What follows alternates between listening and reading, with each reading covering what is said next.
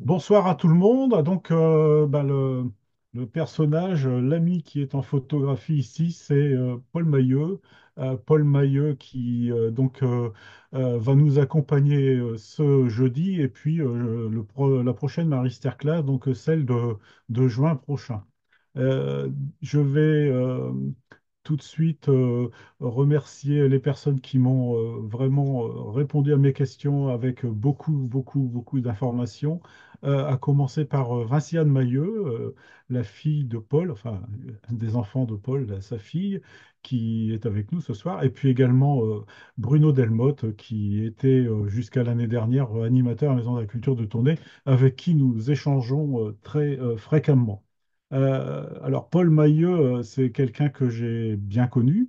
Euh, Comme toujours, pour les gens qu'on a bien connus, c'est jamais assez. Mais j'ai fait sa connaissance autour de 1980-81 à Tournai, où j'étais allé, parce que il se passait quelque chose là-bas qui était un centre de gravité pour ceux et celles qui aimaient le Picard. Eh bien, étonnamment, euh, Paul et les gens qui étaient autour de lui, je vais vous citer beaucoup de noms, étaient également intéressés pour que des Picards de Picardie, à l'époque la région administrative Picardie était bien là, elle cherchait même encore son identité. Eh bien, les Belges, donc les Tournaisiens, étaient très avides d'avoir des Picards de Picardie qui viennent aussi faire le pont au-dessus de la frontière franco-belge. Alors, pour nous familiariser avec cette région qui n'est peut-être pas comment, très connue de tout le monde, je vous diffuse, et vous l'aurez bien sûr dans les documents, une carte. Ici, sur la gauche, bien, on a l'agglomération lilloise, hein, Lille-Roubaix-Tourcoing, l'autoroute qui sort de France, qui arrive en Belgique. Et puis là, ben, quand on sort de l'autoroute, eh bien, on est à Tournai, Tournai centre-ville, qui est à ce niveau-là, puis la maison de culture, de la culture qui est dans ce secteur. Les, les lieux dont je vais parler le plus souvent, ça va être Olin. Et puis, alors, Paul a habité à Péronne-les-Antoins avec Vonny, sa femme, avec Sylvain, le frère de Vinciane, puis Vinciane qui venait de temps en temps, quand je pouvais passer, par exemple, ou à d'autres occasions familiales, bien sûr. Je vais parler donc de Olin-Péronne. C'est de ce secteur-là que Paul est attaché au niveau de la langue. Et puis également Vaud et Cherques, donc plus près de Tournai, qui sont des lieux de son enfance, hein. Je vais voir sa biographie. À ces deux lieux, enfin ces deux grandes zones, va s'ajouter, alors là, ça sera plus sur la fin de sa carrière d'écrivain. C'est ici à Ouai. Donc j'espère que je prononce bien, comme il y a des Belges qui m'écoutent, là, je vais me faire taper sur les doigts. Je crois bien qu'on ne dit pas Ouez, mais Ouai. Et puis, donc plus au sud, là, ça sera pour la fin de cette masterclass, on ira à l'EDA. Tout au nord de Tournai, le mont Saint-Aubert, qu'il faut situer parce que c'est un lieu de poésie, un lieu de recueillement aussi, puisqu'il y a une abbaye un cimetière. Et donc, c'est un lieu dont on parlait assez fréquemment avec Paul. C'est pour vous situer la géographie. Donc, vous voyez on est tout près de la frontière française, hein. La frontière française, elle est là. Bruno, c'est là, la Pierre Bruno, enfin voilà, c'était des villages, hein, Bruno Delmotte et Dolin, enfin voilà, donc on est vraiment à la frontière de la France. On est dans le Hainaut, on est en Wallonie, on est en Belgique, enfin on est en Europe, hein, voilà, pour faire le plus simple, c'est comme ça. Mais une des toutes premières conversations que j'ai eues avec Paul, euh, même dans le cours de la première conversation, c'était de savoir où on était. Parce qu'il y a 45 ans, euh, être en Picardie, c'était être dans l'Oise, dans la Somme ou dans l'Aisne. C'était pas grand-chose d'autre. Et pour les Belges, les Tournaisiens, donc, eh bien, être en Picardie, c'était loin d'être une évidence puisqu'ils étaient en Wallonie. Et leur problème, leur questionnement, c'était que ils étaient en Wallonie, géographique, administrative. euh, Politique un petit peu, mais politique c'est aussi la Belgique, enfin, ouais, voilà. Et donc, mais il parlait pas wallon. Être en Wallonie et ne pas parler wallon, ça posait un gros problème parce qu'il parlait quoi? Bah, il parlait patois. Et patois, c'est quel patois? Et donc le patois, bah, c'est le picard. Et donc pour se différencier des Wallons de Wallonie qui parlaient wallon, il fallait trouver une justification au mot picard et pas simplement à tourner. C'était la même chose à Comines, ça pouvait être la même chose à Moucron, ça pouvait, ça commençait à être la même chose à Mons. Et donc, cette, ce lien entre, je vais dire, la Somme et le Tournaisis, pour faire très simple, pour vraiment caricaturer, ça allait bien au-delà de ça, mais ce lien entre Abbeville, Amiens, donc la Somme et le Tournaisis, était essentiel tant pour les Belges que pour nous. Parce que pour nous, les Picards de Picardie, si je puis dire, qui parlent picard, il y a 45 ans, euh, faire savoir au monde culturel, au monde politique, au monde journalistique, que le picard, c'était une langue transfrontalière, c'était pas gagné. Et les travaux des linguistes, notamment mis en cartographie par Joël Désiré à l'université d'Amiens, qui ne s'appelle pas encore l'université de Jules Verne, c'était l'université de Picardie, ces travaux de Joël Désiré montraient une carte du domaine linguistique qui était, on ne va pas revenir sur la construction de cette carte, mais enfin qui étaient des choses qui étaient attestées par des linguistes qui avaient mené des enquêtes et qui montraient, qui démontraient et qui mettaient sur le papier cette carte du domaine linguistique qu'on connaît, j'espère, assez bien maintenant pour tout le monde. Et le Picard se parlait au-delà de Lille, au-delà de Valenciennes, au-delà de Maubeuge, euh, mais, euh, voilà, hein, mais c'était pas acquis. Et donc, grâce à Paul Mailleux, à sa ténacité, et puis à son parcours humain et professionnel, eh bien, on a pu créer des liens qui ont démontré à ce public que je viens de vous décrire, politique, journalistique, etc., que la Picardie, c'était aussi de l'autre côté. Bien entendu, quand je dis grâce à Paul Mailleux, c'est grâce à un grand nombre d'autres acteurs. Mais aujourd'hui, la séance lui est consacrée. Et donc, il a quand même été un relais, une écoute. Et puis, eh bien, généralement, je commence toujours par vous dire la date de naissance des gens. Donc, Paul Maillot est né en 1925. Il pouvait être mon père, hein. Mais quand on s'est rencontrés, on était des amis. Tout de suite, on a été des amis. Et j'ai jamais pensé qu'il y avait une trentaine d'années, plus d'une trentaine d'années de différence d'âge.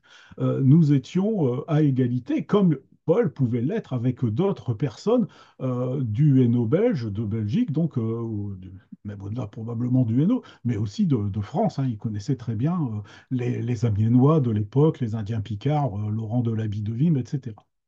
Donc, je vais vous tracer la biographie de Paul parce que, ben, d'une part, Vinciane m'a donné énormément d'éléments que je n'avais pas en mémoire fixés, en tout cas à l'écrit, que j'avais comme ça, on avait dans des conversations, une très nombreuses conversations avec Paul, et donc et des échanges épistolaires aussi. C'était avant Internet. Euh, Puisque Paul est décédé en 2005, il y a 20 ans cette année, là, la fin de l'année, ça fera 20 ans. Et donc, 2005, Internet, les mails, etc., ça existe, hein, mais ça ne fait pas partie de notre environnement quotidien comme ça peut l'être devenu depuis une vingtaine d'années. Et donc, tous ces échanges avec Paul m'avaient amené à avoir beaucoup de connaissances, mais notre centre d'intérêt, c'était la langue picarde, c'était les créations littéraires ou les travaux de recherche de vocabulaire, par exemple, ou la diffusion de ces travaux. Et c'était donc au travers d'une conversation que j'ai su qu'il avait travaillé dans l'hôtellerie ou qu'il avait fait telle ou telle chose, mais jamais bien fixé. Et donc, on va pouvoir regarder la biographie de Paul. Alors, je vais tâcher d'agrandir ça, voilà. Comme ça, vous aurez quelques photographies en même temps, parce que la sienne a été très généreuse. Ah, donc, hormis cette photo que c'est moi qui l'ai prise, celle-ci, à la Maison de la Culture de Tournai. Donc, regardez les photos, vous aurez le texte, hein, et je vais vous balayer assez rapidement. Donc, Paul est né le 27 juin 1925, il y a quasi un siècle, hein, donc à Tournai. Son père, c'est Paul Mailleux de Bléhary, village tout près de la frontière, et sa mère, donc Louise Baccar, est d'Olin, que je vous ai montré sur la carte. La famille de Paul est originaire de la région de Comines, donc qui était une région frontalière. Et puis, les ascendants viennent aussi de France, en fait, de Aisne-la-Bassée, c'est dans le Pas-de-Calais. Donc là, mais on est au XVIIIe siècle. Le père de Paul travaille à la SNCB, donc c'est la SNCF belge, hein, voilà, c'est pas très difficile à retenir. Donc il est chef de gare et la famille de Paul est amenée, donc on est entre 1925 et la Deuxième Guerre mondiale, et donc est amenée à déménager fréquemment en fonction des affectations du père de Paul, qui est donc chef de gare, dans le Hainaut, entre Mons et Tournai et qui est une région industrieuse, hein, des carrières, etc. C'est pas la Wallonie, Charleroi, c'est voilà, mais c'est pas les mines de charbon, hein, mais c'est quand même des lieux de passage. Et puis il y a quand même l'agglomération lilloise qui draine beaucoup d'industrie également. Euh, En 1931, la famille retourne dans le Tournaisis après avoir donc fréquenté différentes stations de train et ils vont habiter à Allain, tout près de Vaud, donc là aux portes de Tournai, hein, au sud-est de Tournai. Et c'est là où Paul va aller à l'école primaire. Alors, c'est un élève brillant, c'est à noter. Alors, c'est pas peu de le dire, parce que j'ai vu quelques bulletins conservés par la grand-mère de Vinciane qui sont assez impressionnants. Tout est très bien. Je veux dire, moi, j'ai jamais eu un demi-bulletin comme ça. J'ai eu du bien, mais du très bien partout. Jamais, hein, jamais. J'ai jamais vu d'alignement de planète comme ça. Et en particulier, et c'est intéressant, en orthographe, en grammaire, en élocution. Donc, je veux dire, c'est déjà des signes d'intérêt. Et ces signes d'intérêt ne vont faire que croître par rapport à son parcours scolaire et à ses enseignants qu'il va rencontrer. Euh, Paul est fils unique, mais il a une sœur qui est en fait sa cousine, qui est orpheline et qui va être élevée dans la famille à partir de 1935. Donc, quand Paul a 10 ans, il accueille Marianne, sa cousine, qu'il considère comme sa sœur. Et c'est bien normal, c'est comme ça qu'elle sera élevée, c'est réciproque. Euh, Avant la guerre, donc la famille est établie à Tournai, dans le quartier de Marvy. Alors ça, je ne sais pas le situer précisément, si ce n'est que c'est à côté de la gare, puisque c'est là où le père de Paul travaille, et donc qui s'appelle aussi Paul, hein, le père de Paul, vous avez peut-être vu tout à l'heure. Eh bien là, ça va être bah, comme toutes les gares. À partir de 1940, ça va être des lieux privilégiés pour les bombardements. Alors, c'était la même chose à Abbeville, c'était pareil partout, hein. Et donc, ce n'est pas du tout un lieu privilégié de vacances, hein, du tout. Voilà. Donc là, on est à ce niveau-là. Donc, vous avez quelques photos de Paul à l'école primaire. Alors là, il est ici. Et puis après, quand il va grandir, ici, c'est une photo de lui quand il va avoir son premier poste. Je vais en reparler tout de suite. Et puis là, quelques photos, alors c'est assez étonnant, il y a beaucoup de photos de l'enfance de Paul Mahieu, hein, avant la Deuxième Guerre. C'est pas fréquent, enfin je ne sais pas en Belgique, mais en France à cette époque-là, c'était pas fréquent. Quand il y avait une photo d'un poupon et puis d'un communiant, c'était vraiment le grand maximum. Et puis donc là, Paul qui regarde l'avenir en face de lui. Euh, Pendant sa scolarité dans ces années de l'immédiate avant-guerre, il va rencontrer, c'est amusant ça, c'est Gilbert Delahaye, qui est le futur dessinateur, créateur des albums de Martine, hein, Martine à la plage, Martine ceci, cela, là, il y en a toute une tripotée. Ils sont voisins, ils ont 2 ans de différence, et puis donc bah, ils sont copains. Alors, c'est amusant. Alors ça, c'est l'anecdote, je l'avais su, mais je l'avais oublié complètement. Donc, à l'école, enfin, ce qui correspond chez nous au collège, Paul, ben, il va trafiquer parce que c'est pendant la guerre. Et donc, il a 14 ans en 39, hein. Donc, il va trafiquer pour probablement avoir je sais pas, de l'argent ou peut-être des cigarettes, j'en sais rien. Et puis, avec ses copains, il va leur faire des versions latines des devoirs. Comme ça, donc il échange, hein, il fait du troc en fait, mais c'est intéressé. Donc il fait des versions latines avec des petites fautes dedans pour que ça se remarque pas trop que c'est fait par le meilleur élève de la classe. Et comme ça, il peut receller ses devoirs, tout fait. Enfin, voilà, c'est des coups de main. Ça fait partie des choses, mais c'est parce qu'il maîtrise bien le latin. Et cette maîtrise du latin va l'amener à faire une première étude étymologique entre le latin qu'il découvre, qu'il possède, et le patois local, le picard, hein. Et c'est comme ça qu'on trouve que Anne Glen, bah, c'est du latin, c'est Galinoc, etc., etc. Et donc, il présente ce travail-là à son professeur de français qui l'encourage à approfondir. Et puis, bah, dès l'âge de 17 ans, donc pendant la guerre, hein, au milieu de la guerre, en 42 par là, eh bien, il commence à accumuler des fiches avec du vocabulaire picard. Donc son intérêt pour le picard est très jeune, et puis sa connaissance du latin va bien sûr l'y inciter. En- à la fin de la guerre, dans la toute dernière partie, à partir de juin 43, ah bon, ben là, il s'engage en fait, je ne sais pas si c'est, on peut dire le mot de résistance, mais en tout cas dans une certaine forme de résistance à l'occupation. Et puis là, il est hébergé dans un grenier chez une tante, parce qu'il est recherché par les Allemands qui vont plusieurs fois chez ses parents. Donc, bon, là, il a eu probablement, comme tout le monde, qu'une hâte, c'est que les Américains arrivent. Et enfin, la libération arrive, et donc ce sera les Américains.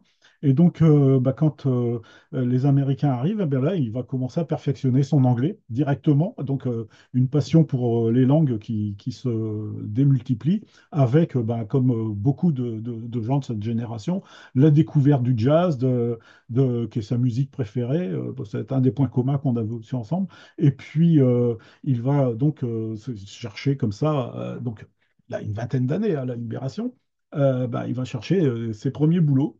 Et donc, il va s'orienter. Son ambition, ce serait d'être journaliste, d'écrire.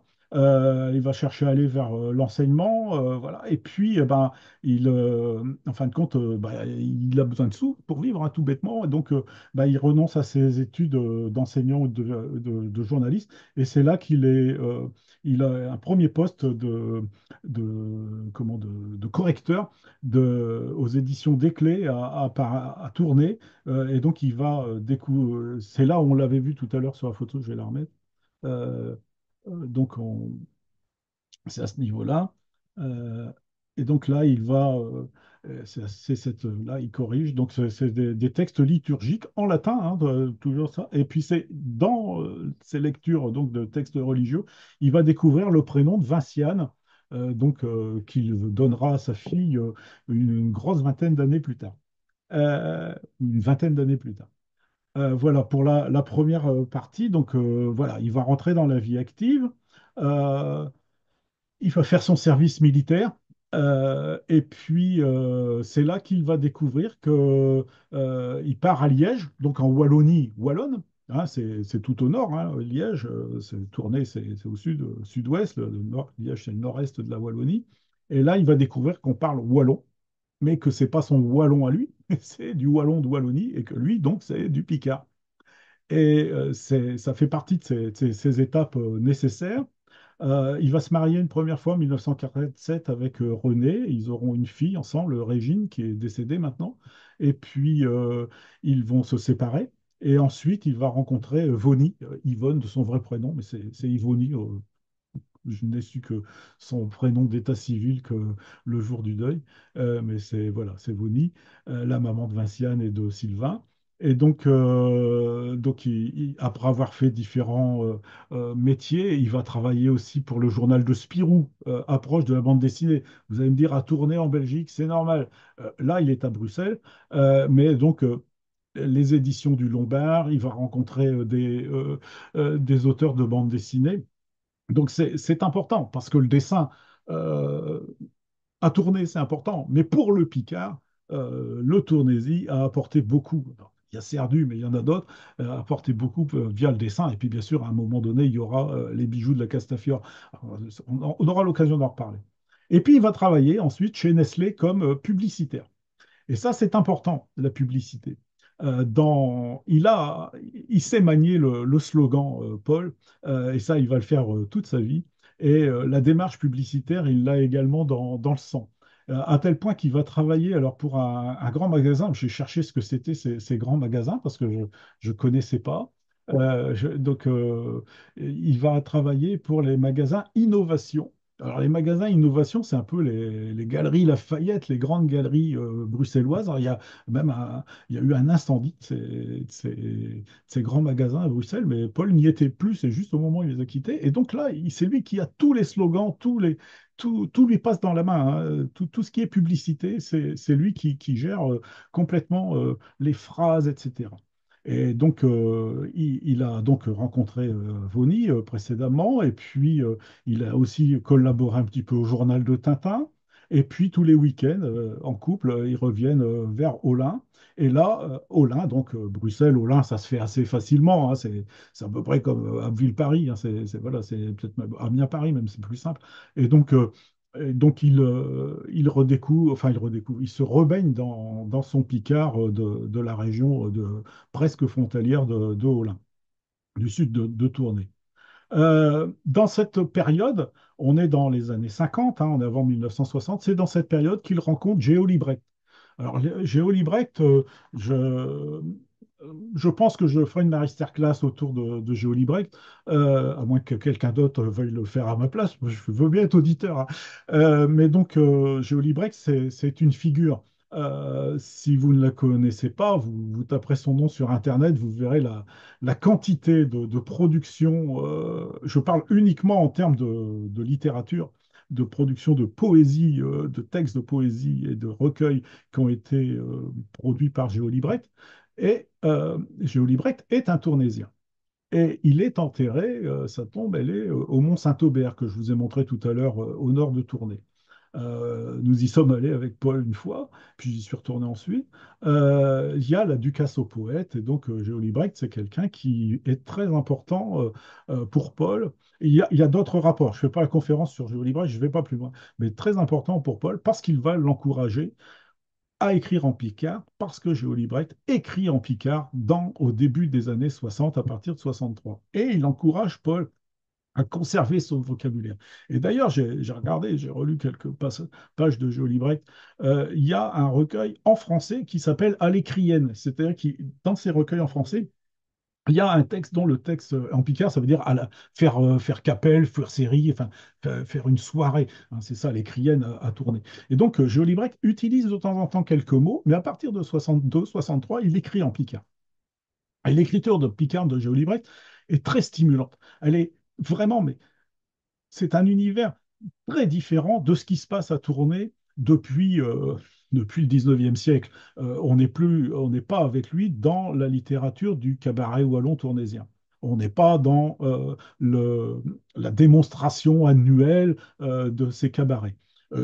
Pour lesquels Paul ne m'a jamais dit le moindre mal, hein. Je veux dire, c'est autre chose. C'est pas parce qu'il y a deux choses qu'il y en a une qui est bonne et l'autre mauvaise. Non, non, les deux sont bonnes, mais elles sont très différentes. Et Paul est de la veine de l'expression de Géo Librecht, pas exactement d'ailleurs, parce que sa veine va évoluer, mais par rapport à Géo Librecht. Mais donc, cette rencontre-là est importante puisqu'il y a cet encouragement de la part d'un auteur connu, reconnu internationalement. Donc ça, c'est à noter. Je ne sais pas si la date, le moment, ils sont connus, si c'est à Bruxelles, si c'est à Tournai, peu importe, c'est à l'avant 1960. À partir de 1960, Paul revient à Tournai. Il monte une agence publicitaire. Il se promène. Alors je vais vous montrer les photos parce que c'est quand même assez amusant. Il se promène dans le Tournaisis pour essayer de placer des annonces.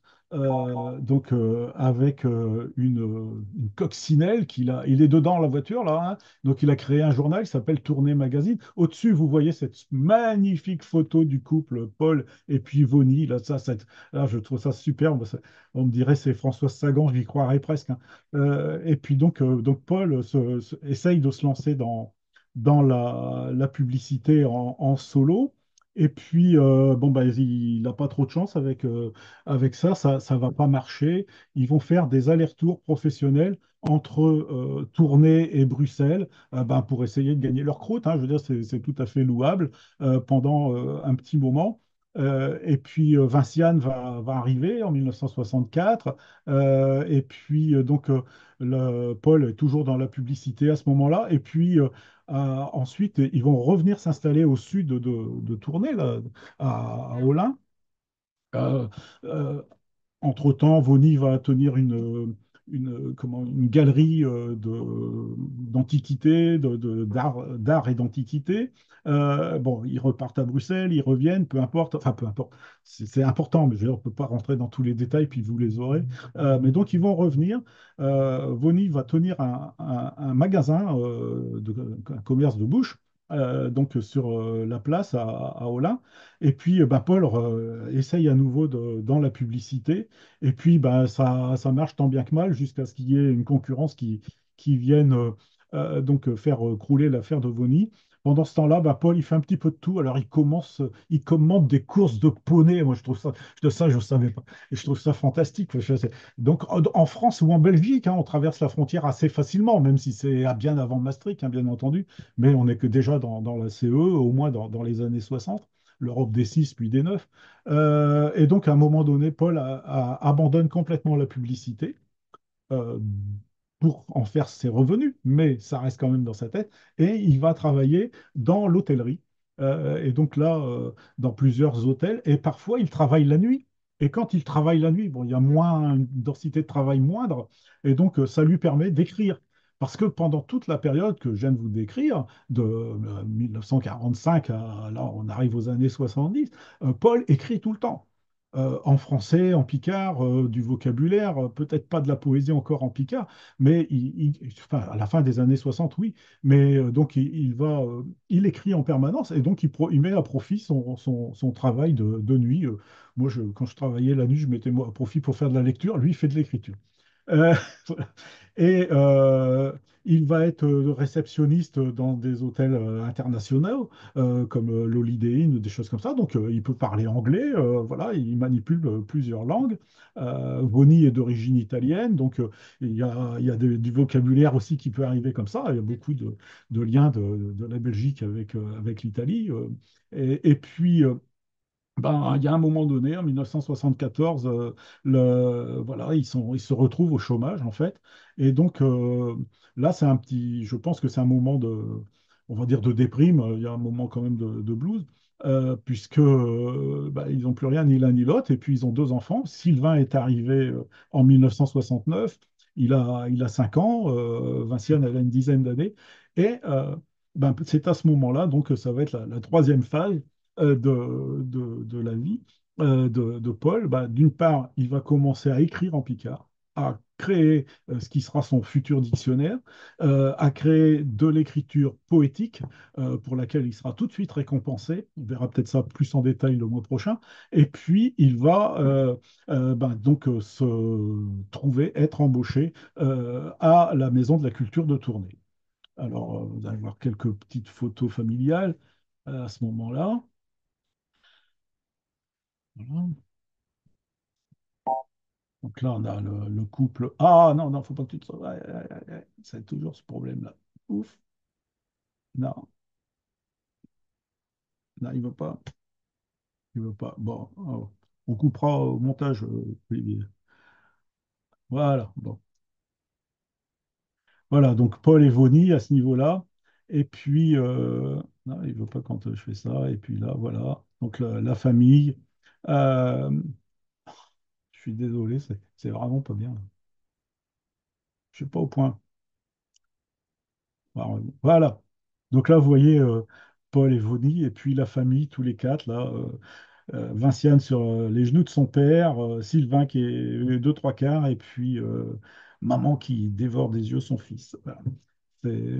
C'est comme ça que je les ai connus chez eux. Vous savez, on faisait pas que de parler Picard avec Paul, on regardait aussi des matchs de foot. Le, le côté le plus passionnant, c'était quand même France-Belgique en championnat d'Europe.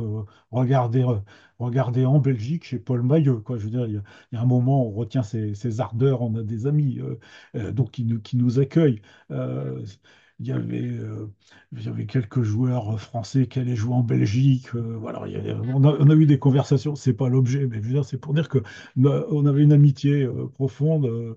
J'ai laissé les clés de l'appartement où j'habitais à l'époque à Paul pour qu'il vienne avec sa famille visiter la baie de Somme, des choses comme ça. Je veux dire, voilà, on allait, je veux dire, il y a des liens affectifs. C'est pour ça que je me permettais de dire que j'avais rajeuni en préparant ça, parce que c'est tous ces moments sympathiques autour d'une bière en Belgique, autour d'un verre de vin en France. Voilà, c'était des choses très naturel, hein. Je dis, on va pas chercher de mots compliqués, c'était naturel.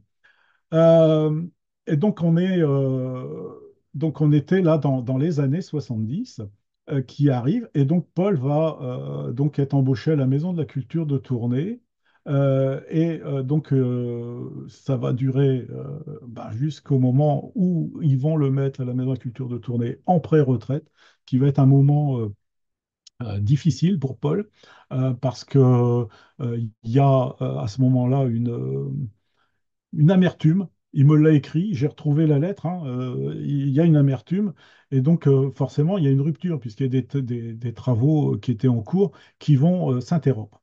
Mais entre deux, pendant une dizaine d'années, de 60, je sais pas, 76, c'est ça, 76 à 86, il va se passer énormément de choses. Alors en 75, chômage, enfin 74 chômage, 75 Paul écrit des poèmes qu'il présente à un concours wallon de Wallonie, d'expression wallonne, donc le Picard, ça peut passer, il n'y a pas de problème. Comme le Gaumet, il n'y a pas que le Picard et le Wallon en Wallonie, hein, il y a le Gaumet, il y a d'autres langues, hein. Et donc, il obtient le prix des critiques wallons avec son recueil qui s'appelle Escampe, que alors, je l'ai mis où, Escampe, parce que j'en ai tellement, que j'ai eu le plaisir de lire la semaine dernière, puisque je ne l'avais pas, Paul n'en avait plus, voilà, il est là, Escampe, voilà. Vous savez, c'est toujours flou, c'est affreux, ces trucs-là. Voilà, c'est comme ça que ça se présente. Donc là, c'est le tirage que je m'en suis fait, qui est un texte, des textes, un ensemble de textes Picard qui sont illustrés par Paul Maillot. Les autres productions qu'il fera par la suite, c'est plus lui qui les illustrera. Et ces textes sont, alors, je vais dire d'une grande maturité. Attention, en 1975, il est né en 25, il a 50 ans, Paul. Hein, donc il écrit ça, il a à peu près 47 ans à peu près. La cinquantaine arrive. C'est des textes où, entre guillemets, la vieillesse arrive. On y reviendra le mois prochain plus en détail. Mais je veux dire, on sent déjà, c'est pas du tout une poésie de Gaudriol, c'est pas du tout une poésie à usage unique, hein. J'aime assez dire ça, c'est-à-dire que poésie qu'on a lue, qu'on jette. Non, c'est une poésie sur laquelle je suis venu, moi, la semaine dernière, 50 ans après presque 60 ans après son écriture. Et c'est une poésie qui est présente, qui interroge, j'ai passé cet âge-là, moi, mais qui interroge justement le sens de la vie, qui interroge les choses intéressantes de la vie.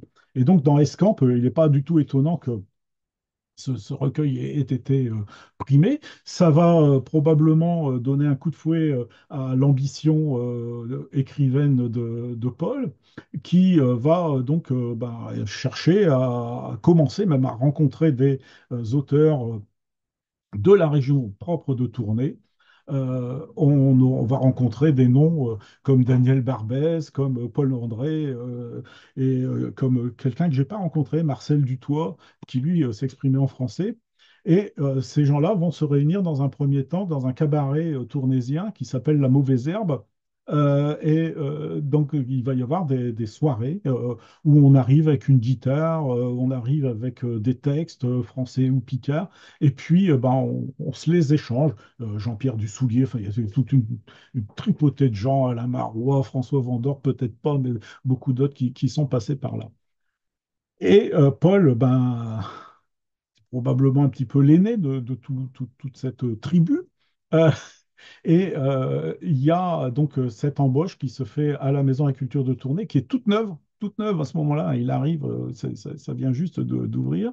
Et il va être nommé comme animateur d'un atelier Picard.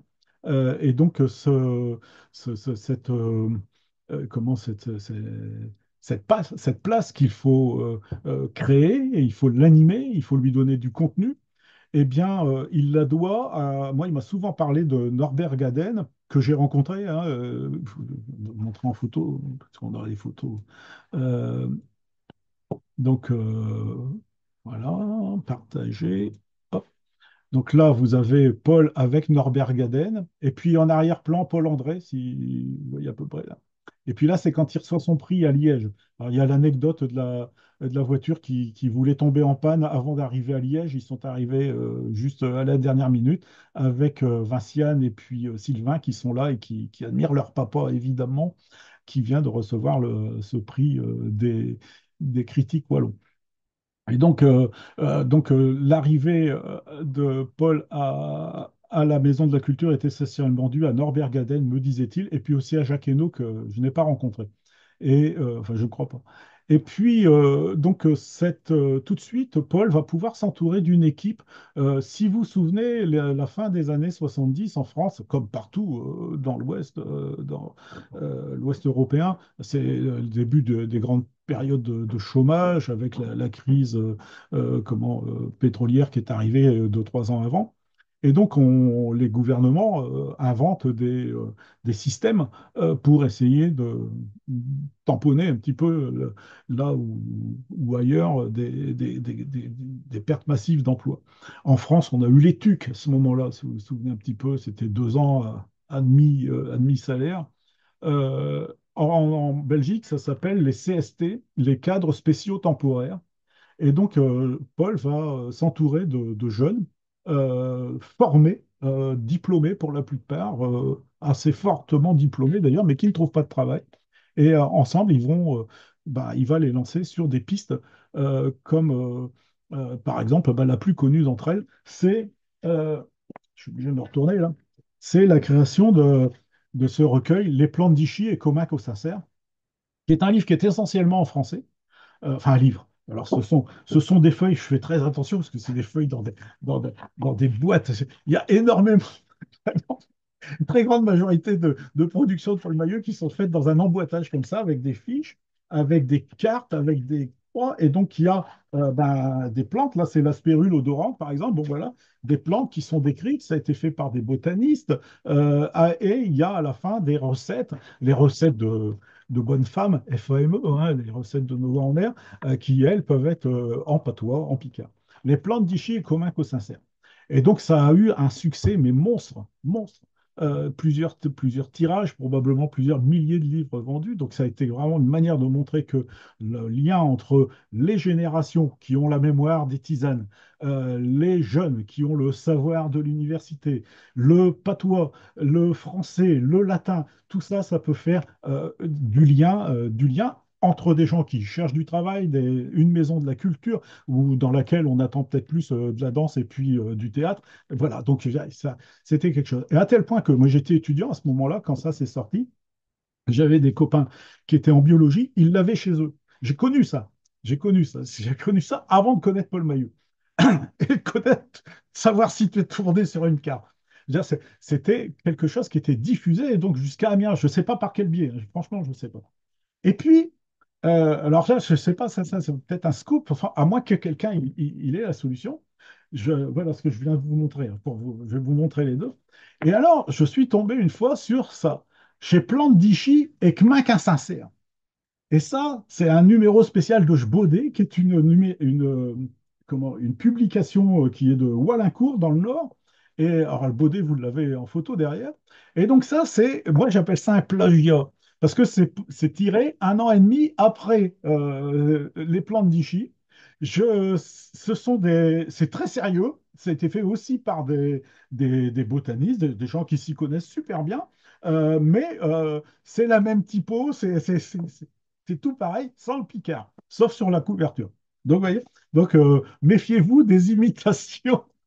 Ça, là, alors, je suis tombé là-dessus, mais tout à fait par hasard, une fois dans le Nord. Mais je dis, c'est quoi ce truc? Mais c'est pas Paul, ça, Et donc, voilà. Donc, bon, il y a des choses. C'est pour vous dire, moi, pour avoir discuté avec certaines familles d'artistes renommés, je pense en particulier à Alfred Manessier, quand on est plagié, c'est qu'on est bon. Quand on n'est pas copié ou plagié, c'est qu'il n'y a pas grand-chose de bon à copier ou à plagier. Donc, c'était plutôt un signe de qualité, d'autant que ça n'était pas. Comment c'était pas une parodie, c'était vraiment. Voilà. Bon, donc ça, on est dans le courant des années 70. C'est un des marqueurs du début de l'activité de Paul Maillot au sein de la Maison de la Culture de Tournai, avec la section dialectale. J'ai peut-être dit atelier tout à l'heure. Au début, c'est la section dialectale et tradition locale.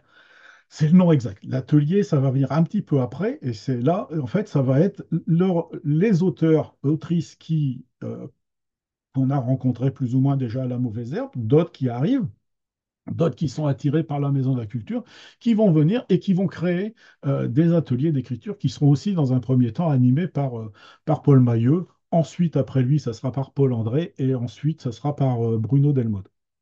Ça, au fil d'une quarantaine d'années, une grosse trentaine d'années. Donc, cette section dialectale, elle va produire du travail, et ce travail va être dirigé vers l'accumulation de connaissances et la diffusion de ces connaissances, et également la pédagogie et la littérature. C'est fantastique. On a une ville comme Tournai, c'est la ville, l'entité, c'est 30 à 40 000 habitants. Enfin, ça dépend le rayonnement, comment on le voit.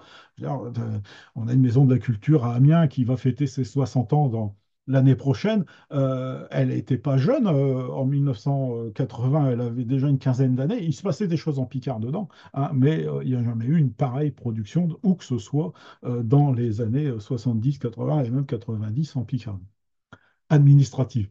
Et ailleurs, pas d'avantage. Peut-être un peu plus à l'université proportionnellement, mais bon. Euh, donc, cette rencontre avec les cadres spécio-temporaires, ça va donner à Paul des opportunités en fonction du savoir-faire des uns ou des autres. Des botanistes d'un côté, ça va être quelqu'un qui va pouvoir créer des chansons, de la musique. Ça va pouvoir être quelqu'un qui va être sur un autre type d'activité. Pendant tout ce temps, Paul continue à travailler et à titre privé, à titre personnel. Il est tout le temps enfermé dans son bureau avec en train d'écrire, hein. Apparemment, c'est à peu près toujours comme ça.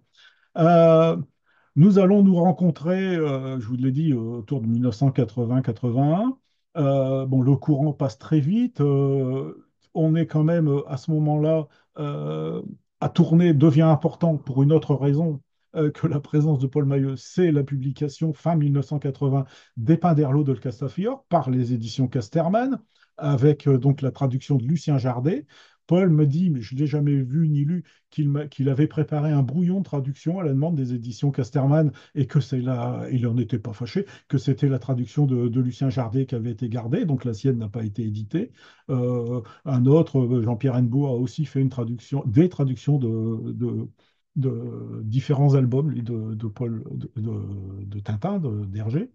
Donc c'est important, parce que s'il y a bien un moment charnière de prise de conscience publique, c'est les bijoux de la Castafiore. Je dirais que cet album-là a changé énormément de choses, énormément, cet album en Picard. Et donc, qui est diffusé, bon, je l'ai acheté chez Martel à Amiens, hein, avant Noël, pour mon Noël 1980. Donc, on a des liens, des sujets de conversation, des interrogations, parce que à Abbeville, on ne dit pas des pains d'Erlot en 1980, hein. On dit des pains de Loc, on dit des pertatailles, voilà, mais on ne dit pas le mot pain d'Erlot et le Léo à la fin, que je ne sais pas euh, prononcer correctement, que j'imite le moins mal possible. Donc cette diphtongue tournaisienne, on ne la connaissait pas. Nos Picards sont très très proches, mais il y a des différences qui sont suffisamment notables pour qu'on s'interroge et pour qu'on apprécie la langue de l'un et de l'autre et réciproquement. Donc, parmi toutes ces rencontre qu'on a avec Paul dans les années, vraiment dans le début des années 80. De toute manière, il va quitter la Maison de la Culture en 86, donc c'est vraiment entre 80 et 86. Euh, il y a comment diffuser le Picard, comment être transfrontalier, euh, comment s'unir autour du fait de linguistique Picard. Et on imagine plusieurs choses ensemble. Quand je dis ensemble, c'est pas à deux, hein, c'est avec d'autres personnes, hein. Je me souviens de Jean-Luc Zègre, non pas Jean-Luc de Zègre qui habitait à Comines. Il y avait des gens qui venaient des fois d'assez loin, de Moucron, tout ça, et même de France, hein, enfin, d'ailleurs en France. Comme ça que j'ai rencontré Alain Dawson pour la première fois. Et donc, on discute et on envisage un dictionnaire pan-picard, donc de tout le vocabulaire picard, mais l'ordinateur n'est pas encore inventé, enfin, il n'est pas encore diffusé. Hein, il faut attendre à peu près 1990-12 pour que l'ordinateur commence à être diffusé. On n'a pas d'outils, on n'a pas Internet, on est obligé de s'écrire, hein, on n'a pas de disquette, on a au mieux des cassettes son. Puis le courrier qui fonctionne plus ou moins avec la frontière. On n'a pas l'euro, hein, on n'a pas la même monnaie, donc il faut tout transformer les francs belges en francs français et réciproquement. Les choses ne sont pas simples, mais on les fait. On réfléchit, on se rencontre très souvent à Tournai ou ailleurs, et on imagine aussi pour 1985, pour le printemps 85, une journée du Picard, qui serait une journée annuelle, j'ai bien parlé au conditionnel, qui serait une journée annuelle où il se passerait quelque chose de Picard, là où les gens ont envie qu'il se passe quelque chose de Picard chez eux. Ici, un spectacle de théâtre, là, de la chanson, là, une exposition, ailleurs, autre chose. Et ça marche, cette affaire-là. On arrive à fédérer une cinquantaine d'initiatives pour le 27 avril 1985, qui se passe à peu près partout dans le Beauvaisis, donc dans l'Oise, qui se passe au nord d'Amiens, qui se passe à Abbeville, qui se passe à Tournai, qui se passe un peu partout en Belgique, dans le nord également. Et on est content, on crée un logo, ça s'appelle Terre Tous Picard, je vais vous montrer ça. On crée beaucoup de... Voilà, c'est ce logo Terre Tous Picard. On diffuse, je sais que chez Cabotan d'Amiens, on fait des choses sur Amiens. Enfin voilà, donc, et la presse s'en fait l'écho. Je me souviens que nous, à Schlancheron, on a doublé des panneaux d'entrée de village en Picard, enfin, on fait tout un tas de choses un peu partout. Et tout ça, donc c'est très morcelé, il n'y a rien de centralisé, c'est très libre. Mais il se trouve que ça n'aura pas de deuxième édition en 1986, bah, tout simplement parce que Paul n'est plus à la Maison de la Culture, qu'il n'y a plus la cheville ouvrière qui fédérait ces initiatives. Et donc, c'est à ce moment-là où Paul m'envoie une lettre, nous envoie hein, une lettre en Picard, dans laquelle, vous l'aurez, cette lettre, dans laquelle il est amer, comme je vous le disais précédemment. Peut-être quand même.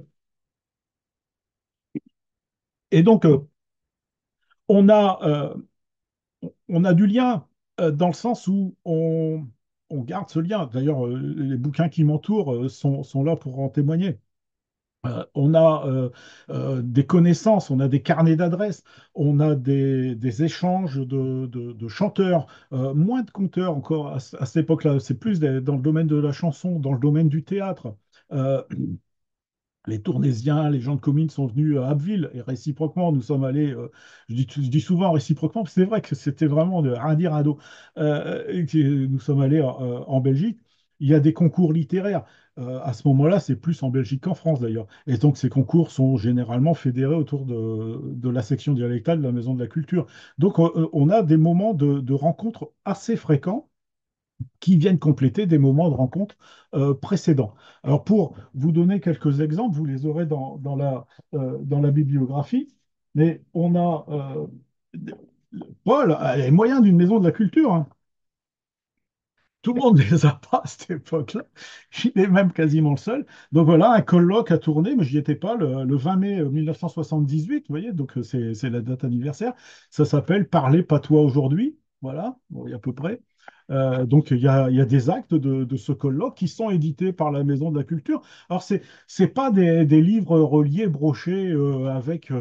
Non, non, c'est des feuilles 21, 27, 29, 7, tapées à la machine. Hein, voilà, c'est tapé parce qu'il n'y a pas d'ordinateur. Hein. Et puis, c'est relié. Et puis, on met deux agrafes et puis un bout de plastique. Et puis, on a un bouquin et on repart avec.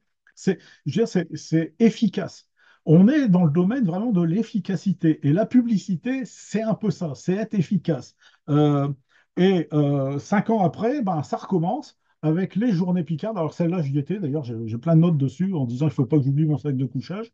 Donc on a les journées Picard avec tout un tas de renseignements qui vont aussi bien du domaine du législatif, du domaine historique, du domaine de la linguistique, de la littérature avec des prises je vais dire des prises de position des uns et des autres. Hein. Il y a des textes d'André Lévesque qui a fait des choses à Quevaucamp ou à Mareuil, dans le Pas-de-Calais, à Quevaucamp en Belgique. Il y a des prises de position, il y a des moments de débat, il y a bien entendu une manière de rendre compte des actions qui sont menées, parce que bah, il y a probablement des dirigeants à la Maison de la Culture qui veulent avoir des informations.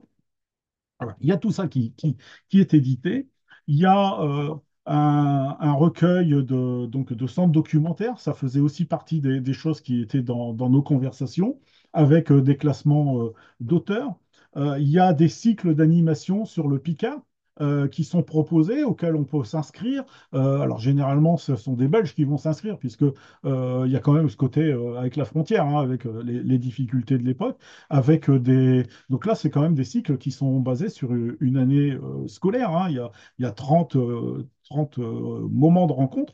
Et c'est un petit peu ça qui va déboucher vers l'atelier Picard, qui va être un atelier de création en collectif de textes, le plus souvent individuels. Hein. Il y a quand même de rares textes euh, collectifs. Donc c'est très foisonnant et c'est très stimulant. Il y a une émulation qui est bien ressentie, qui est bien vécue. Et puis ben, on a toujours envie, quand c'est comme ça, non pas d'en remontrer à son voisin, mais de faire au moins aussi bien que lui, et puis peut-être d'échanger des expériences. Pendant toute cette période, et c'est pour ça que j'ai demandé à Olivier d'intituler cette première présentation Le passeur de Picard. Paul n'est pas le seul passeur de Picard au monde, hein, mais il est un des passeurs de Picard importants des années 80, 70 et 1970 et 80, ces deux décennies au minimum. Eh bien, Paul bénéficie d'une chronique dans Nord-Éclair, qui est un journal français, mais qui est aussi diffusé de l'autre côté de la frontière. Et c'est là où il écrit pendant un an dans une chronique dominicale, Nos patois Picards, un 50 épisodes. Alors, c'est pas quelque chose qui est fait à la petite semaine, non, d'emblée, il annonce dès le premier article de presse qu'il y aura 50, entre guillemets, leçons. Alors, il emploie beaucoup d'euphémismes pour ne pas parler de méthode assimile, enfin, vocabulaire qu'on pouvait employer beaucoup à ce moment-là. Et il en fait très rapidement au bout d'un an. Alors, c'est signé Carlos. Carlos, c'est un de ses pseudonymes. Il en a très peu, mais bon, c'est une de ses signatures. Et donc, il va, avec des illustrations de Cerdu, hein, qui accompagnent les différentes leçons. Il y a des textes, de la traduction, de l'acquisition de vocabulaire, des dictons qui sont mis en scène, etc. Et donc, il en fait un pré-tirage, parce qu'on lui demande, ah, mais moi, je les veux, je les veux, je les veux. Donc, il en fait un pré-tirage. Et ensuite, il y aura un vrai tirage, hein, voilà, qui va s'appeler Si t'es d'Ichi, parle comme Ichi, voilà, et Nos patois Picard, un 50 épisodes. Alors là, c'est archi flou, c'est affreux cette affaire. Je, je n'ai pas la solution au problème, je ne sais pas. Bon, donc on a bien sûr la même chose. Alors, les textes sont ressaisis, c'est un, je veux dire là, c'est un véritable livre qui peut être comment euh, mis en application en milieu scolaire en particulier ou pour quelqu'un qui voudrait donc acquérir la langue. Il y a des exercices de prononciation, il y a de la phonétique, il y a tout ce qu'il faut, hein, il y a tout ce qu'il faut pour cette époque-là. Euh, à ces travaux, c'est doublé d'expressions picardes. Donc là, il y a Comedy Stilal. qui sont, donc là, c'est 2000, hein, ouais, c'est ça, 2000 expressions picardes qui sont recueillies. Alors, il met d'emblée, bon, il n'y en a pas exactement 2000, mais enfin comme si, que voilà, ça commence comme ça. Et donc, on a bah, bien sûr du picard mis en scène, hein, euh, caché, racaché, chercher encore, chercher partout. Le meilleur cacheux chez le mucheux. Le meilleur, je prends au hasard, hein, le meilleur chercheur, c'est celui qui a caché, hein, forcément. Et donc, ben, moi, quand je lis ça, mais je ne fais aucun effort de lecture. C'est pas mon Picard, mais un ne sait plus le début, ben, on ne voit plus le bout, on n'y voit pas clair, voilà. Et puis, si vous me mettez au défi, vous me dites, il y a 140 pages, 160 pages, vous me dites, bah, à la page 17, qu'est-ce qu'il y a en haut à droite, et puis je vous le lirai. C'est que le Picard, euh, à l'écrit, on est sur la même longueur d'onde. On a euh, la même approche de la langue, la même approche de sa récolte de la langue et la même approche de sa diffusion. Et ça a énormément facilité l'ensemble de nos relations. Et bien entendu, comme je l'ai dit tout à l'heure, avec les différences qu'on peut souligner et qui sont également importantes. Alors, je vous ai parlé, je ne me rends même pas compte de l'heure qui passe, mais je vais faire une petite pause de bavardage et puis vous diffuser une vidéo. Euh, alors, je vais la mettre là. Nous avons voulu Hop, réaliser cette toute voilà. Donc, une petite vidéo de 3 minutes qui est sur le site de l'INA. Qui est donc le journaliste, c'est Philippe de Saint, il était d'Amiens. C'est le premier journaliste qui m'a interviewé pour du Picard. C'était lui. Après, il a fait sa carrière à FR3 à l'époque, FR3 Île-de-France. Mais là, il était amiénois. Et donc, bah, vous allez voir à qui s'adresse en 1981 la télévision régionale pour parler du Picard, puisqu'ils ont l'ambition de faire une chronique euh, mensuelle peut-être, donc avec le Picard.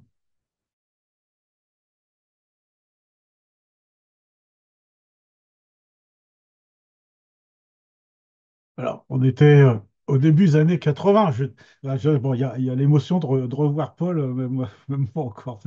Mais dire, voilà, on sent la vitalité. Alors, vous voyez, quand j'arrivais à tourner, et quand nous arrivions les uns les autres, bah, Paul nous donnait un autocollant de la Maison de la Culture, voilà, la publicité.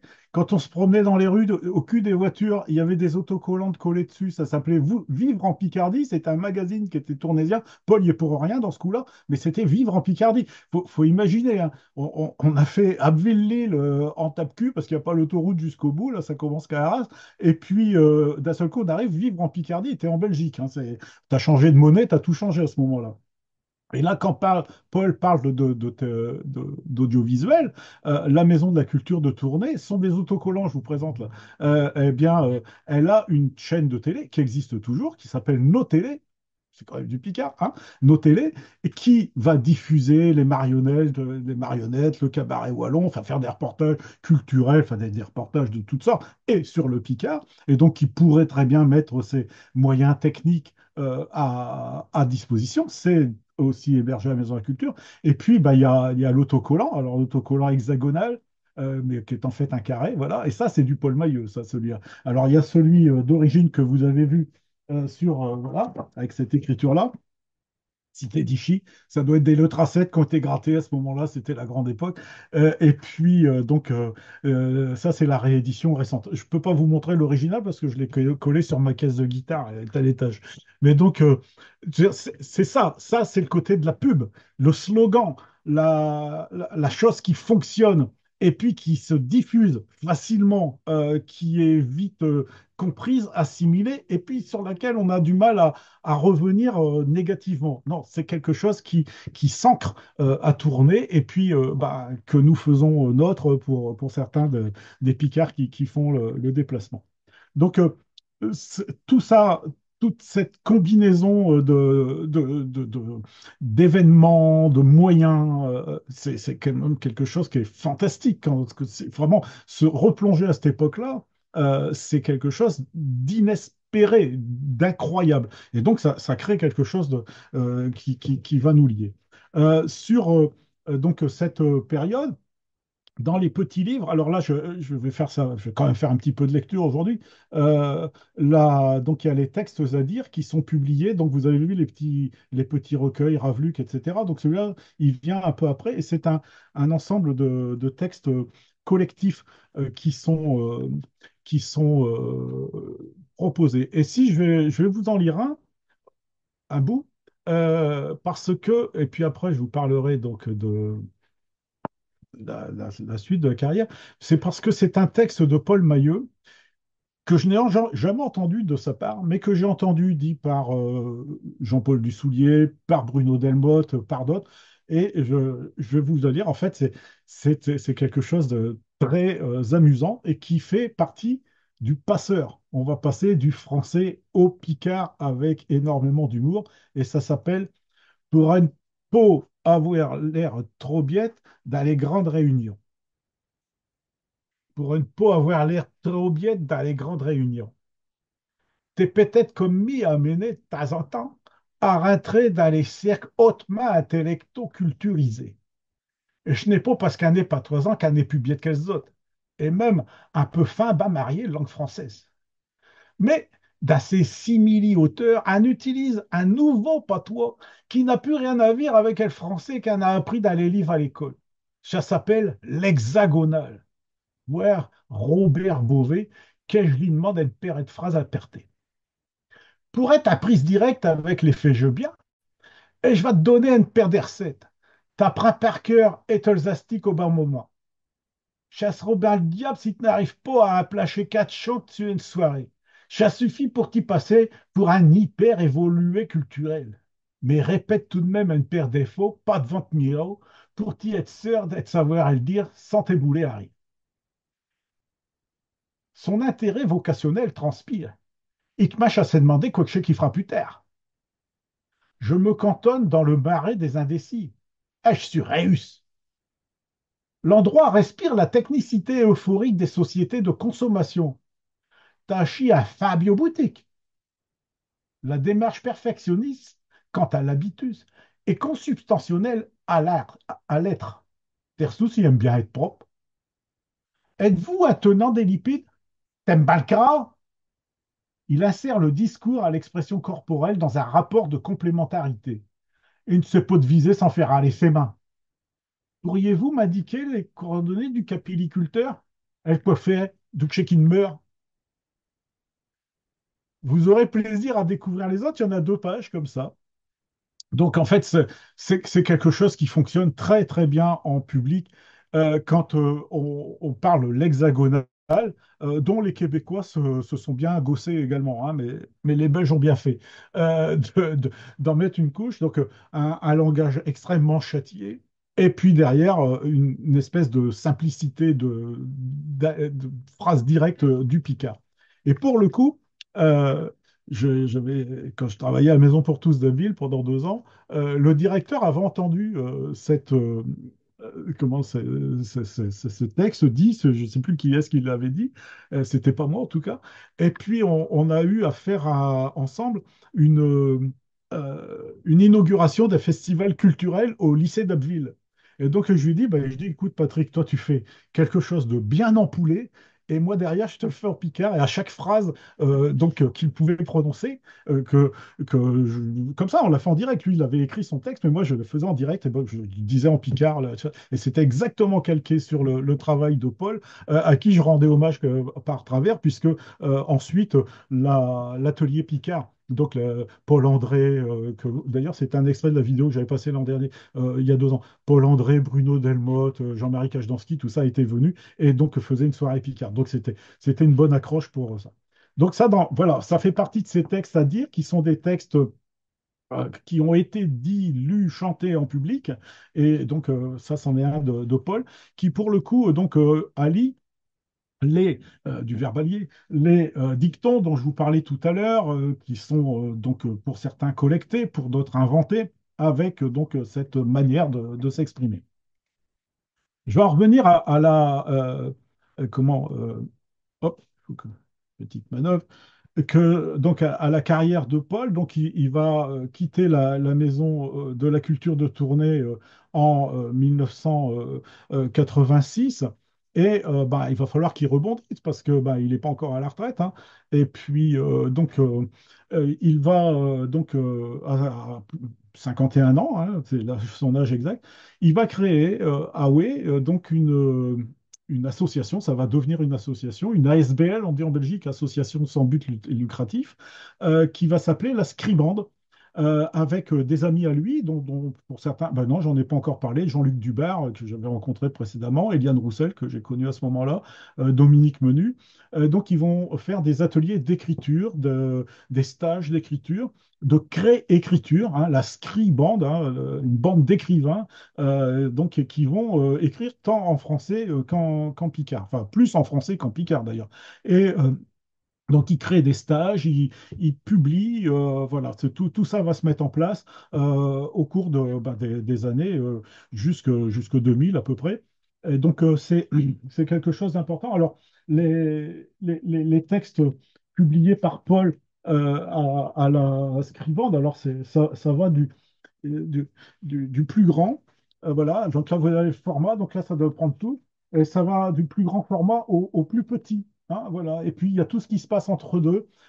C'est des choses qui sont toujours imaginatives, qui peuvent être, enfin, qui sont le plus souvent illustrées, qui sont parfois faites des ateliers autour de choses de dessin, de sculpture, de collage qui vont être amenés aux stagiaires pour être inspirés.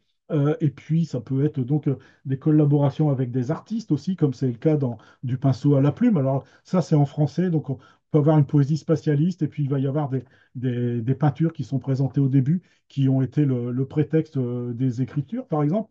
Bon. Et ça, c'était super intéressant. J'ai participé à peu, mais quelques ateliers comme ça avec Paul, avec Eliane, et j'en ai eu beaucoup d'échos.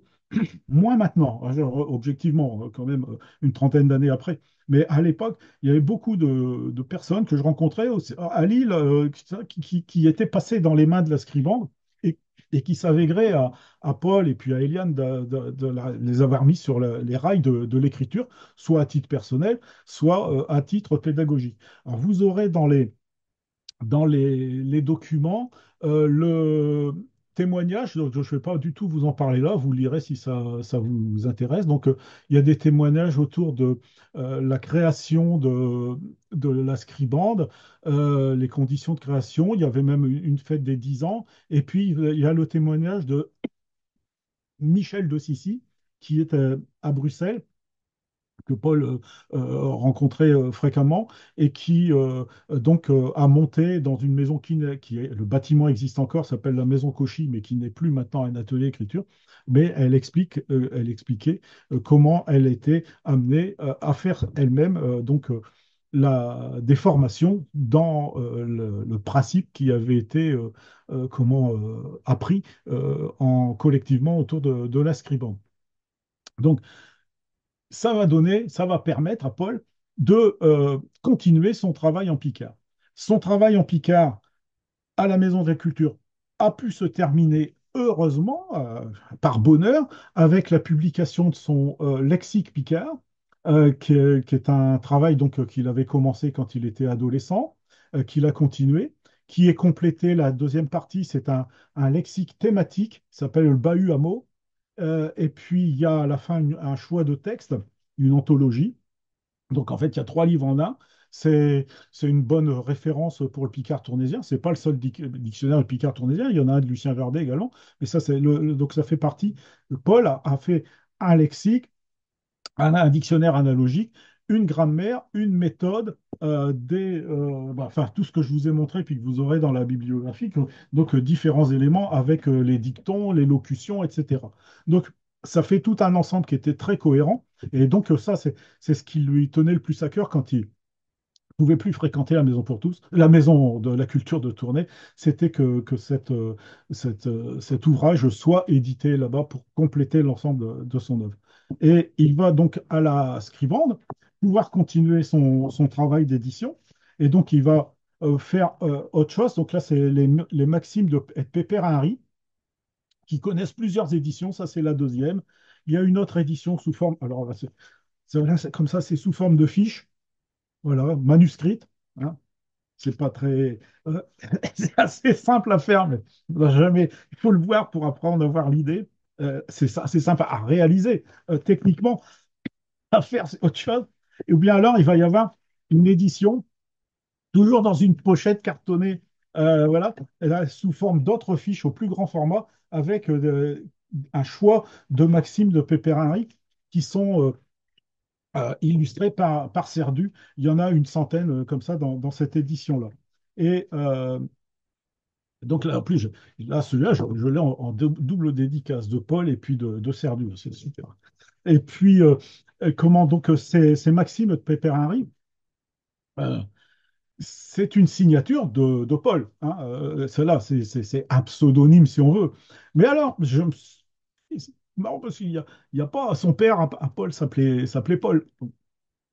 Mais le grand-père de Géolie Brecht s'appelait Pépère Henry. Voilà. Donc, est-ce que c'est un clin d'œil? Je n'en sais rien. Je n'en ai pas la preuve. Mais tout ce que je peux dire, c'est que dans les textes de Géolie Brecht, il est souvent fait mention de Pépère Henry. Voilà. Dans des textes en français également, d'ailleurs. Donc, qui était un Tournésien. Voilà. Donc, est-ce que c'est un hommage subliminal ou est-ce que c'est mes élucubrations qui m'ont fait penser à ça?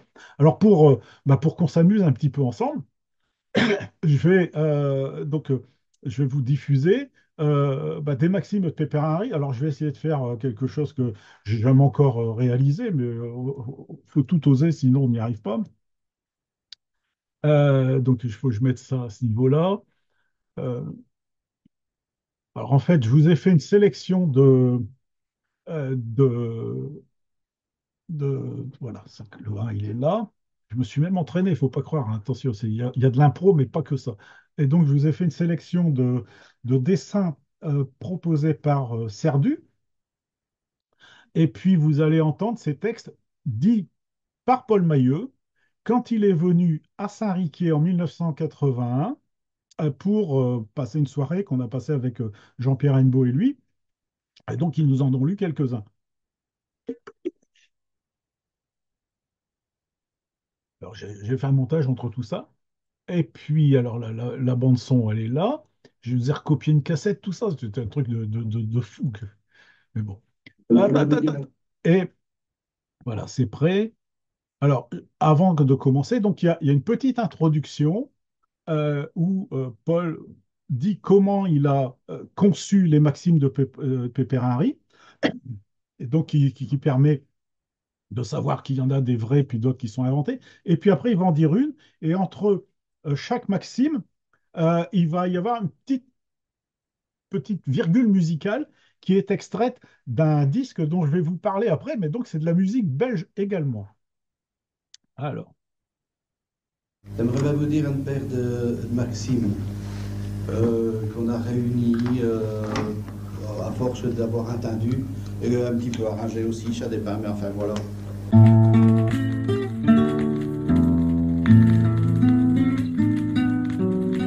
Un pince à faux que ce vigin, il y a tout plein d'habits et il n'a même pas un broquier.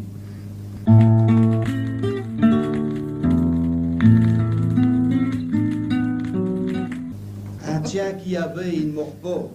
Ah, mais le tout, c'est de savoir s'il va pas s'arrêter d'abeiller.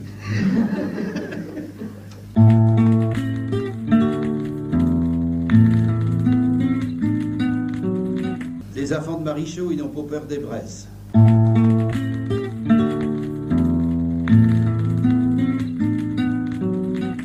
Un acas de peau des ouées quand il fait noir glace.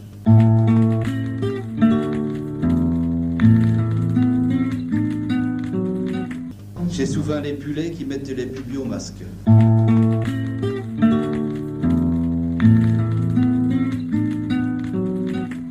T'as bien faire un puche de 15 mètres, si tu n'as pas trouvé Dieu, c'est comme si tu n'avais pas ouvert.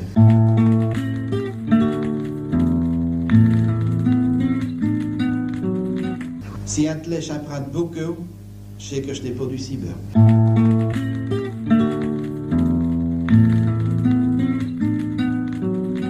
Elle ne donne pas un coup de pied au cul d'un tien avant de savoir qui que c'est se met.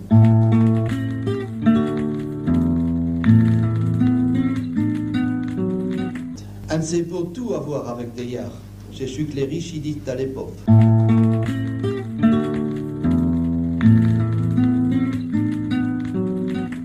S'il suffira d'avoir de barbe pour être malin, les beaux qui seront de mettre d'école.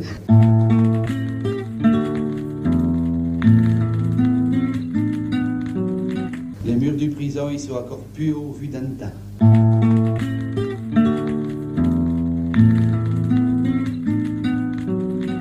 Assez faire grossir une poitrine d'homme aussi, il suffit d'une petite décoration.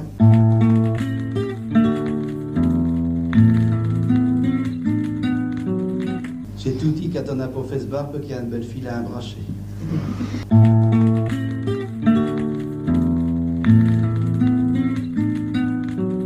Dans tous les ceux qui ont écrit l'histoire de Jeanne d'Arc, il n'y a point qui a été foutu de s'arranger pour que ça finisse pas.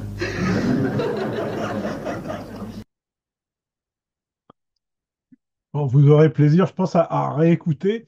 Donc, il y a des petites nuances entre ce qui est écrit et ce qui est dit, puisque là, c'est la dernière édition.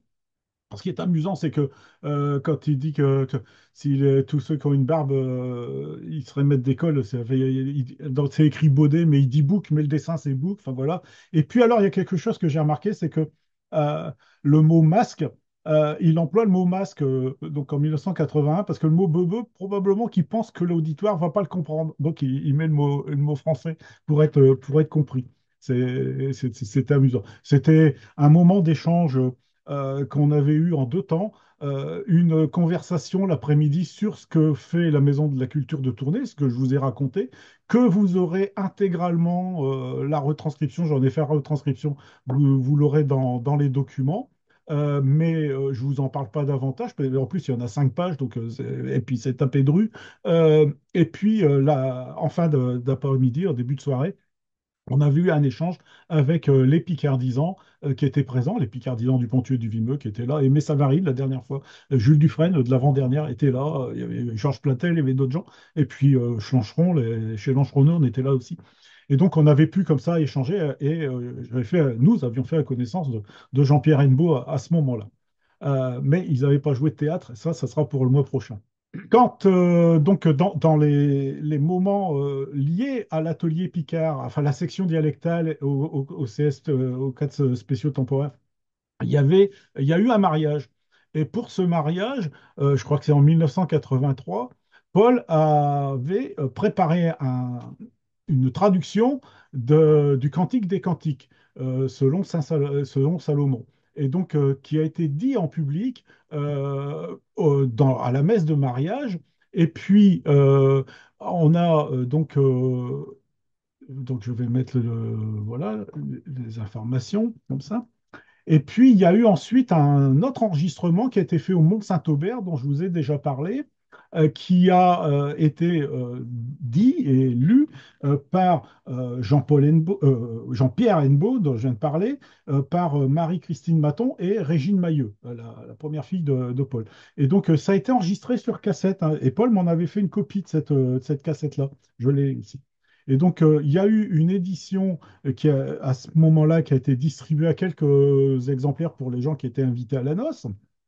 Euh, et puis, il y a eu ensuite une édition donc ça, c'est la première édition, comme ça, qui est numérotée.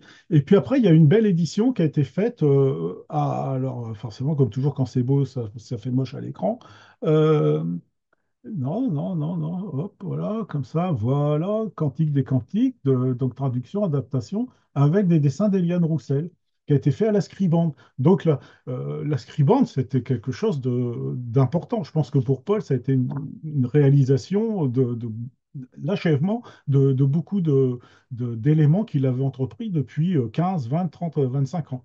Donc on va écouter un extrait en croisant tous les doigts que je peux avoir de valide. Donc, je vous partage l'image.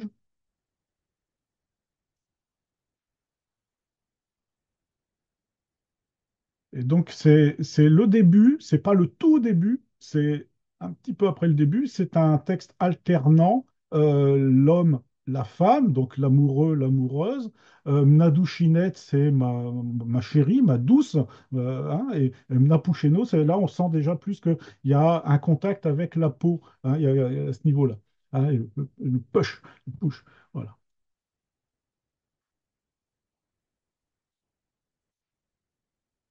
T'es belle, Haïm la douchinette, t'es belle. Tes yeux, j'ai des couleurs bleues. Aïe, et tes biomes la pouchignon. Aïe, et tes fins Nos lits, c'est une grande plage d'herbe, terre et douce. Nos manzins, ils ont des battins à cèdre. Et il y a du cyprès sur les bas de mur. Est-ce une narcisse et ça rien? Est-ce une lys dévolée? La douchinette est au mi-temps des jaunes fils, comme le lys au mi-temps des cardins. Et la pouchignon est au mi-temps des garchiens, comme un palmier au mi-temps des arcs du bio. Il m'a demandé de m'asseoir à Snierne, et ses pains, ils sont terre à lui. Il m'a fait rentrer dans ce réserve au vin, les drapeaux qui déploient pas sous mes pieds, c'est le drapeau de l'amour. Donnez-moi des voitures à Rogin pour m'y être trical, et des pains pour m'y avoir des forces, parce que je suis toute pio là-dedans. Il tient une tiette avec les mains gauches, et avec les mains droites, il me serre tout conquis. Faire des bains à sien, fille de Jérusalem, pas tous les gazelles et biquettes des camps. Un déravier pour un déravier pour ma douchinette, avant qu'il ne deuche un vie. Donc ne réveillez pas ma chérie avant qu'il, avec un I majuscule, il n'en ait décidé. Euh, c'est c'est extrêmement, comment ça fait une belle transition aussi avec la prochaine fois, puisque là on est dans une poésie des sentiments, mais aussi une poésie des corps. C'est quelque chose que Paul a approché avec énormément de talent et avec un texte qui est une traduction. C'est pour ça que je pensais le diffuser aujourd'hui, puisqu'on est aussi là dans une transmission, traduction du français vers le picard. Alors le comble, c'est que la traduction d'origine, elle a été faite par un Amiénois, bon, au 19e siècle, qui est le chanoine Crampon de la cathédrale d'Amiens. Donc c'est assez amusant de voir qu'il y a comme ça des liens, des esprits qui ont survolé l'ensemble de cette production. Bon, je, voilà, je vois que le temps a vraiment vite passé. Euh, je vois que Régis Espel a donc fait part que, oui, que Bruno Delmotte a construit l'ensemble des travaux de l'atelier Picard autour de la méthode citée d'Ichi par Comichi, nos patois Picard, à 50 épisodes.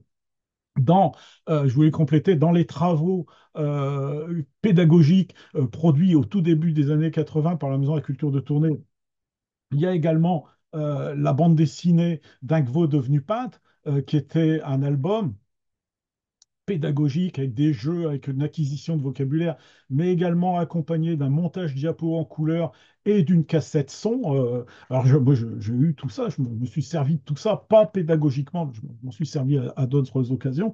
Donc, c'est quand même un univers complet. C'est pour ça que je voulais intituler cette première partie Le passeur de Picard, parce que sa vie, il l'a passé autour du Picard. Et puis, il nous a passé son Picard, il a passé le mot Picard au-dessus de la frontière, et bien sûr, et réciproquement, comme je l'ai déjà dit. Et puis, il nous a également passé la passion du Picard. Et donc, c'était avec un petit peu de passion que je vous ai parlé de Paul Maillot aujourd'hui. Et je vous promets que la prochaine fois, j'en parlerai avec probablement autant de passion, mais on dégustera sa poésie. On dégustera aussi sa prose. Il n'y a pas beaucoup de textes en prose proportionnellement à la poésie, mais il y en a. Et puis on dégustera aussi son théâtre. Voilà. Euh, Si quelqu'un veut prendre la parole, c'est volontiers, si on a encore quelques minutes. Ouvrez vos micros, hein, si vous voulez parler. C'est pas vous poser une question ou bien Euh, dans les documents que je vais vous transmettre, donc vous aurez la biographie que je on reverra pas la fois prochaine.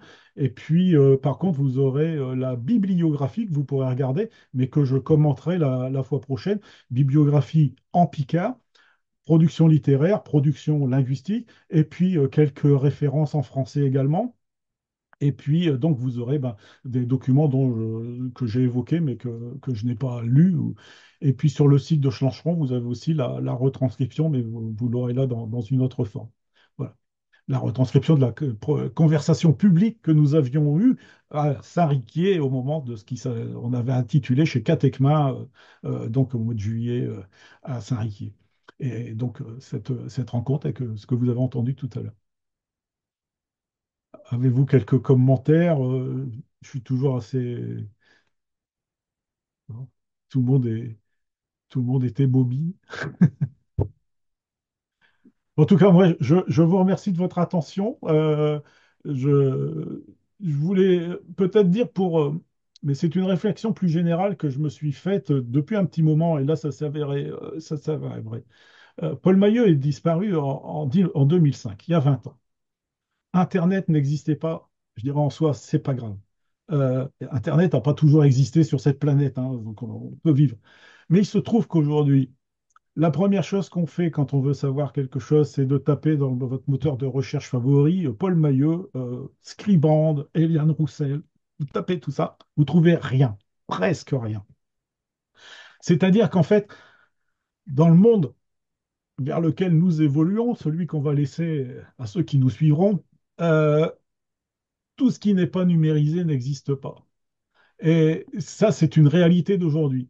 Et ce qui est numérisé, c'est exploité à peu près n'importe comment. Il y a du très bon, mais il y a du très très mauvais.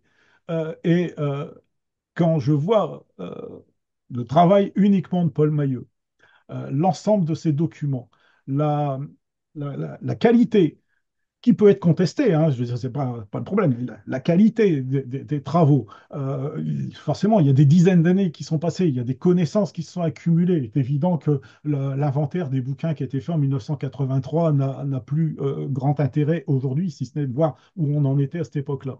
Euh, Ça n'est pas numérisé, ça n'est pas du tout sur Internet, et donc, pour le grande partie de nos concitoyens ou de nos contemporains, ça n'existe pas. Eh ben, c'est faux. Les bibliothèques Picard existent, les centres de documentation existent, les documents papier, ils ont encore un certain sens. Et si on fait abstraction de tout ça, eh bien, on brûle des bibliothèques mentalement. Un jour, ça sera peut-être physiquement. Et ça, je me suis dit que c'était quand même l'importance de Paul Maillot et d'autres, mais de Paul Maillot. Dans Internet, il n'existe plus et pourtant, il n'y a que 20 ans qu'il est disparu. Donc, on est, comment, je suis d'autant plus motivé pour faire ces présentations, d'autant plus content que Bruno Delmotte puisse continuer à éditer les œuvres de Paul, en particulier l'édit du KUAN, on en parlera le mois prochain. D'ailleurs, je peux déjà vous annoncer que, donc, je vous montre vite fait le tome 1 qui est là, de l'édition définitive d'édit du KUAN, avec, voilà, comme ça marche jamais, voilà, comme ça. Et donc, là, c'est le tome 1 qui est sorti l'année dernière. Le tome 2 va sortir début juillet à tourner. Et donc, waouh là! Donc, je vous annoncerai précisément la prochaine fois. Et donc, c'est bien que tout ça, ça soit fait, et c'est fait papier. Ça ne veut pas dire que c'est pas numérisé dans un ordinateur quelque part, mais c'est pas sur Internet, et pourtant ça existe. Et Paul Maillot a bel et bien existé. J'en suis un des témoins et pas le seul ce soir. Donc, merci de votre attention. On se retrouve le 19 juin pour la deuxième partie. Adé? Merci.